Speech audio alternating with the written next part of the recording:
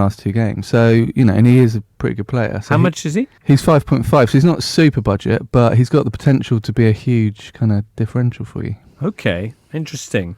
Looking at the fixtures, 120,000 managers have got rid of Jack Grealish, whose form has kind of been better than any of his. It's kind of outweighed the fixtures for Villa of late. Is that still the case, or is it time to move him on, given that they blank in game week 28? No, I can see why people are selling. Yeah, if you look at the fixtures, but been so good, isn't he, in recent weeks, and he just, if anything's going to happen at Aston Villa, it comes through him. He's been in my team for the last, I think, 4 or 5 game weeks and been sensational. So yeah, I would keep.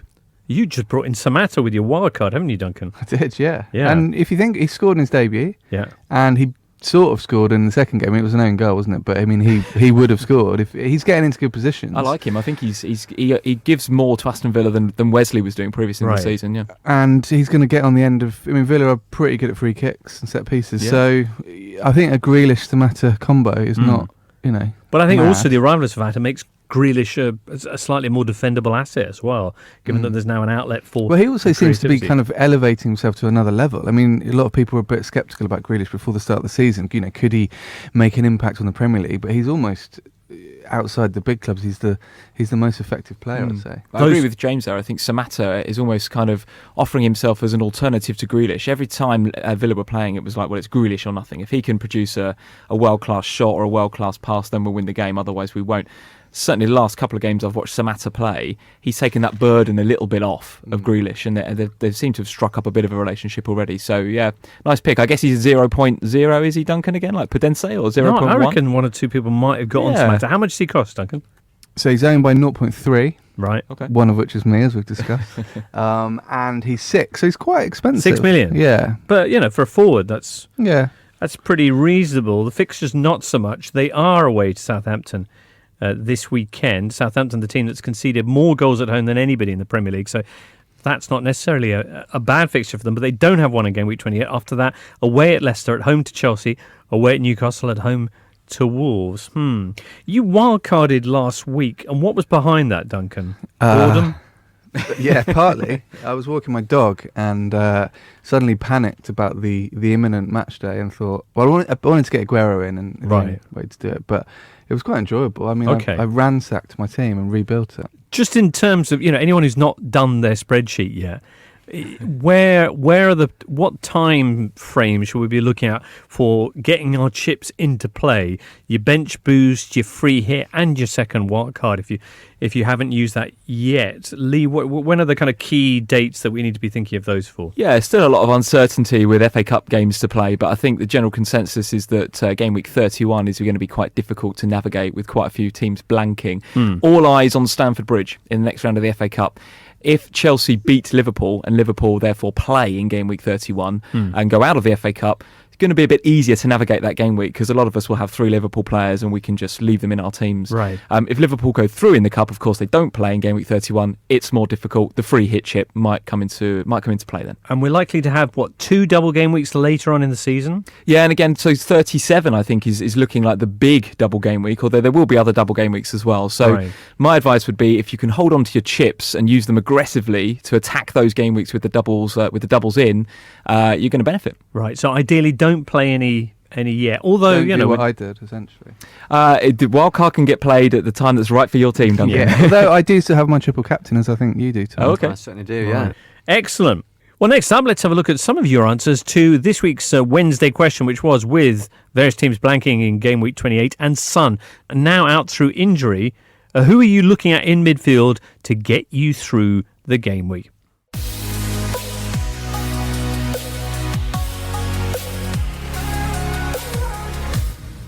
Headaches ahead for fancy managers. Game week 28 with 4 teams blanking.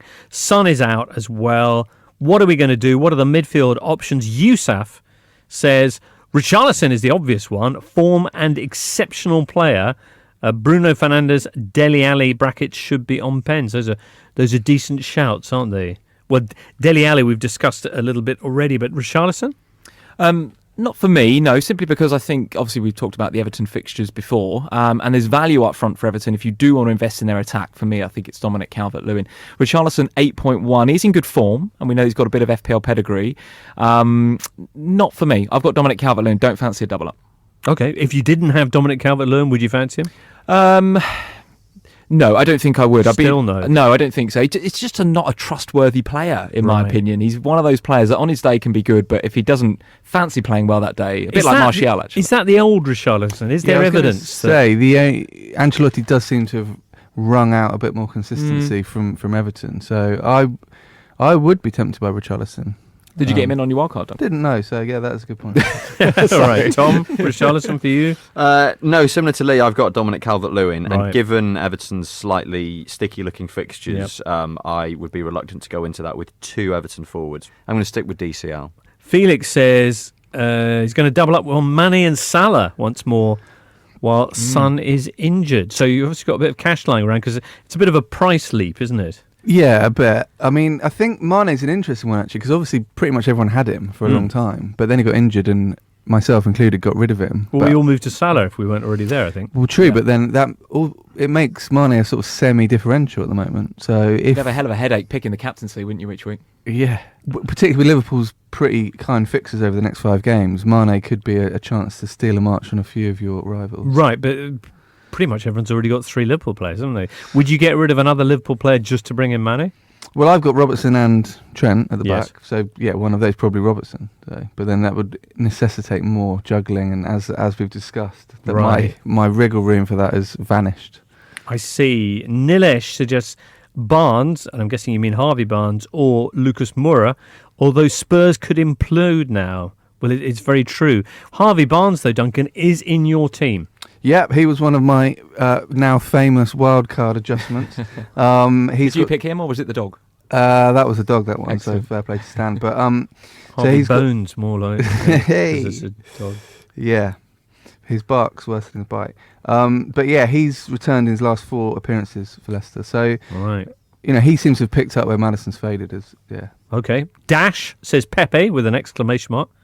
Pepe, what do you think? Tom, you're big on Arsenal. Yeah, I mean, obviously he impressed against Newcastle last weekend. I think 17 points, which was his biggest return of the season. And he is looking more like the player that we thought he was going to look like when Arsenal signed him. But having said that, you look at the last 5 game weeks, or the last 4 game weeks when he's played, and prior to that 17-point haul against Newcastle, his returns were 1, 2 and 2. Right. So he's not particularly consistent. So I'm not sure he's trustworthy yet. And plus 9.1 million. He's also not started a lot of games either. He's been benched a few times. So the rotation risk there for 9.1, I don't think is anything that's palatable. Sobo mentions Pepe or Traore, but also for game week 28, Snodgrass. Wow, that's unexpected. Sam was big on Snodgrass, and we poo-pooed her. Oh yeah, I was on that show, and there was chuckling and ribaldry and that kind of thing. But lo and behold, Robert Snodgrass proved to be the asset of the weekend. Yeah, popped up. I think she's unceremoniously dumped him from the team now, though. So he was a 1-week flirtation that kind of paid off, and he's gone now. So I'm not sure that I would want to bring him in for game week 28 myself. Game week 28 sees West Ham at home to Southampton. Just so you know, who curiously seem to do better when they're on their travels than they do at St Mary's. So you might want to factor that one in, Sobo. Well, we've got some other interesting choices coming up next as we start to explore this week's essential differentials.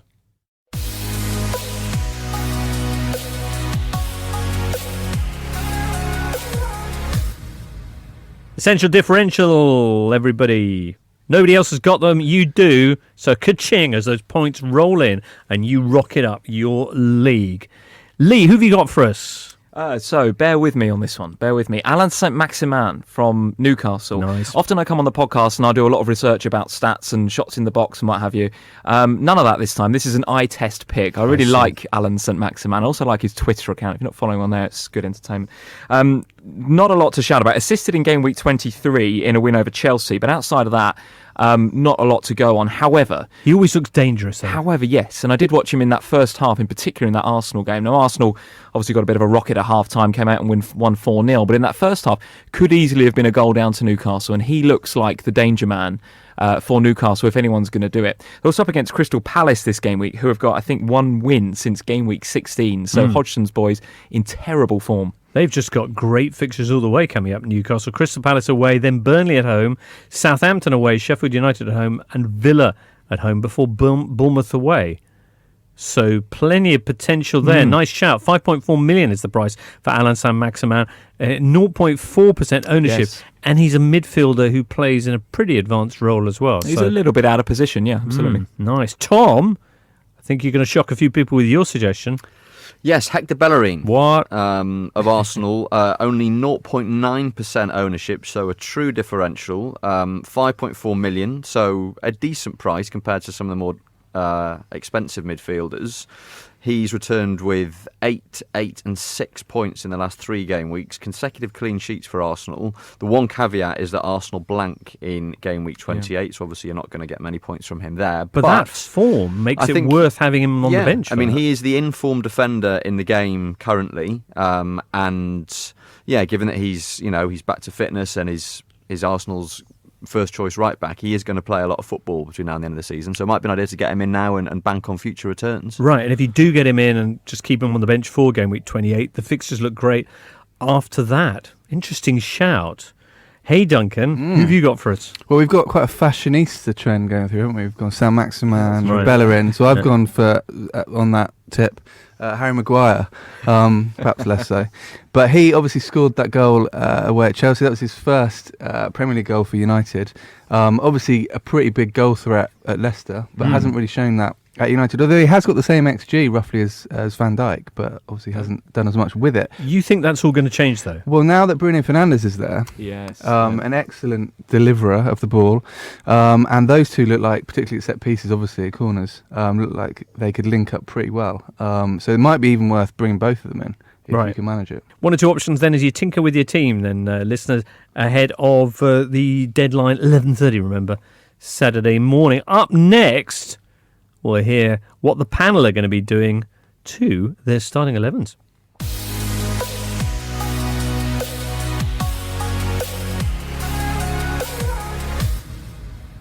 Right, let's hear about your transfers and your captains. We've had a lot of time to think about what to do with our teams through the almost endless game week 26. Tom, what's going to happen? I was planning to make changes. I was going to go Maddison out, Son in. But obviously, now that Son is out, I've had to have a rethink. I was considering, and I'm still considering, bringing in Anthony Martial for Maddison, given that Man United are at home to Watford on Saturday, and he's coming off the back of that goal at Chelsea. But with the various missing fixtures in game week 28 just around the corner, I think I'll probably hold off on making any transfers and then use my 2 free transfers in game week 28 to just sort of account for those gaps. You're going to roll over, all right. Duncan, you rolling over transfer-wise? Yeah, obviously the wild card has left me in a delightful position. I mean, for me, I brought in Sander Berge as a bit of a maverick. Let's see if he hits the ground running, which he hasn't really yet. But it meant that I put Lundstrom on the bench, and obviously he got 7 points, which I missed out on. So, sorry about that, Duncan. Well, Anyway, no transfers from you. What about you, Lee? I was very tempted to, with the wildcard in my pocket, to go full Duncan Alexander and smash the wildcard with Alan Saint-Maximin in, but not going to do that. Going to have a view to the future and bring in Willy Bolly, I think, for Rico. I think Rico's been in my team for some time. I think he's done his time. Yeah, he's done his time. Yeah, I'm after some Wolves action myself, and that Bolly does sound so very, very tempting. As for the captain's armband, well, there's a certain fixture involving Liverpool and West Ham that I think is going to dominate the conversation here. Lee, who wears the armband for you? Yes, it's Mo Salah. But a shout out to Danny Ings as well. Home to Aston Villa could be a very good shout. Oh, that's true. If he starts, because that's been a little bit of an X factor with Ings of late, isn't it? The fact that he keeps getting benched by Hasenhüttl or rested at least. What about you, Tom? Also Mo Salah. Bit of a no-brainer, I think, this week. Is anyone going to not say Mo Salah, Duncan? Yes, I am Sander going to... Yeah, maybe. safe choice, Trent Alexander-Arnold, because he's home to West Ham and he had a pretty bad game in the Champions League. I think he'll be looking to make amends. Mm-hmm. Left field choice, Dean Henderson, home to Brighton. Brighton do have shots, but they're not very good shots. So Henderson could rack up, a few saves, look quite good, but ultimately keep a clean sheet. So TBC. Right. Probably Trent. But they're both very interesting shouts and very solid choices, actually, Duncan. Much for us to ponder. If you're looking for some more advice on shaping your team, then get across to PremierLeague.com for the FPL show and FPL FYI. Remember, the deadline is 11:30 Saturday morning. So whatever dog-based or canine-based transfer activity you're looking to do, get it done by then. Many thanks to Duncan, Tom and Lee for being with us today, and you, listener, for joining in too. We'll be back same time next week. Best of luck with your game week in the meantime.